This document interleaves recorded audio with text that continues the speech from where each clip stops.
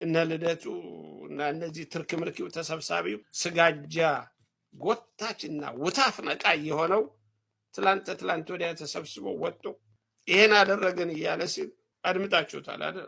አደመጣችኋቸዋል አይደለም?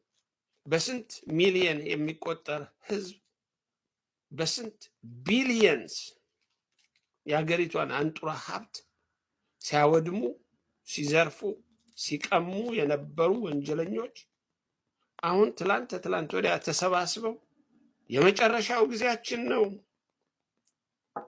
እንንፈራገጥ፣ ይችን አገር፣ ይህንን ህዝብ፣ ይህንን የህብረተሰብ፣ ይህንን ታሪክ፣ ይህንን ሃይማኖት እናውድም ብለው የመጡትን ወዲያና ወዲህ የምትሉ አተላዎች፣ ጥንቦችን ነው እየተናገርኩ ያለው።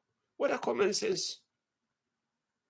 ራስን ወቅ፣ ራስን አውቀህ ለህዝብ የምትቆም ከሆነ ቁም፣ የማትቆም ከሆነ ገለል በል።